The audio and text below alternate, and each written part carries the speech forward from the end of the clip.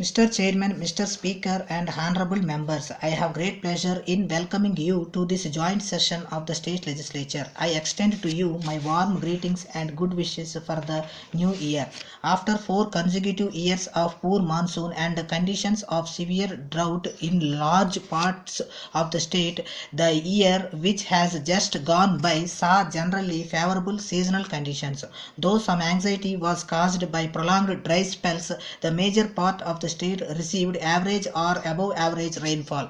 The spatial distribution was not, however, uniform. In several districts, some pockets had poor rainfall. Strangely, it was the turn of the Malnad districts this time to suffer on account of insufficient precipitation. In spite of these limitations, the crop production in the state promises to be by and large satisfactory. Thanks to good late rains, the Rabi prospects are bright. My government has taken prompt action to provide assistance in the areas affected by inadequate rains.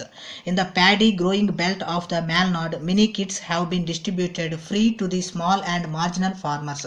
In the dry areas, the tempo of employment generation programs is being maintained and arrangements have been made for fodder and drinking water. Karnataka has always been known for peace and tranquility and for communal harmony, but this reputation got sullied during the year following the unfortunate publication of a story in a newspaper which upset the feelings of a section of the community. Bangalore, Mysore, and Tumkur witnessed violent incidents involving damage to public and private property. The police had to open fire, resulting in loss of human lives.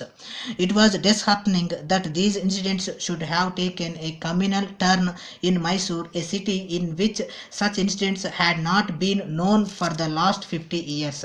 These unfortunate events clearly bring out that even after nearly 4 decades of independence, unity among the different sections of the community cannot be taken for granted. It is still rather fragile and therefore requires to be carefully nurtured. This casts a big responsibility on the leaders of all communities and also on the political parties.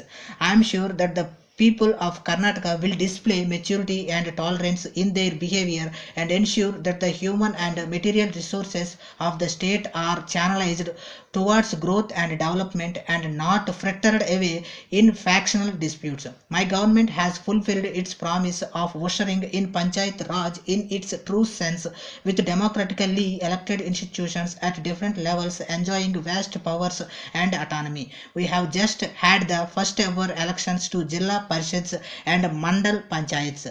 Let me offer my congratulations to the nearly 2 crore voters of Karnataka for the peaceful conduct of the elections by and large. Their voting behavior in these and other recent elections show an encouraging growth of political maturity of the ordinary citizen. It holds out the hope that our democratic system now has a solid foundation. In establishing the new pattern of Panchayat Raj, my government has been inspired by Loknayak Jayaprakash Narayan's ideal of decentralized democracy. Thus, the Jilla Parishads have been designed to function as governments in miniature in their respective areas. They have been vested with wide-ranging functions for the discharge of which there will be commensurate transfer of financial resources.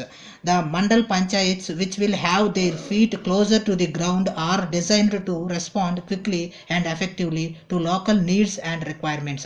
Apart from discharging traditional functions such as looking after village sanitation, licensing of new constructions, etc., they will enjoy an autonomous role in a variety of development programs affecting their areas. The process of planning will take a new dimension with the coming into existence of Jilla Parishads and Mandal Panchayats. A major event during the year has been the holding of the second summit conference of the South Asian Association for Regional Cooperation in Bangalore last November. 7 heads of states and government encompassing a sizable proportion of the global population assembled here to discuss regional and bilateral issues. Karnataka is proud to have played host to this major international conference. We feel particularly gratified by the appreciation expressed by our Prime Minister and other visiting dignitaries of the arrangements made by the state government. I am sure that this event signifies the emergency of Bangalore as a center for international events. My government's primary concern, as always, has been with the all-round development of the states. I am happy to inform the honorable members that according to the latest available analysis of the Ministry of Program Implementation, Government of India, Karnataka should fifth among all the states in the implementation of the 20-point program for the period April to November 1986. The progress recorded on the anti-poverty programs has been in line with the agreed targets. Even in respect of one or two schemes where the progress has been slow in the early part of the year, the shortfall is expected to be made up by the end of the financial year. As is well known, my government has been paying special attention to the problems of the rural areas and of the poorer and vulnerable segments of the society. In the last 3 years, a wide variety of programs has been introduced by government for their welfare. I shall highlight a few significant developments achieved in the recent months. A scheme of supplying subsidies of food grains to the rural poor was launched. All plantation laborers have been brought within the purview of this scheme. Government has maintained the unchanged selling prices to the rural poor. Rural drinking water supply has been impressive. I am glad to inform that the Government of India have set up to tackle the problem of drinking water in this state.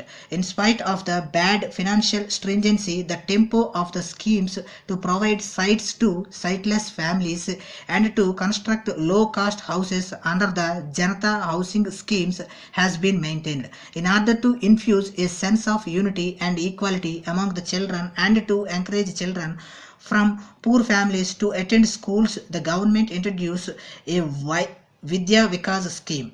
Government attaches importance on the dry land development program to cover unirrigated areas of the state.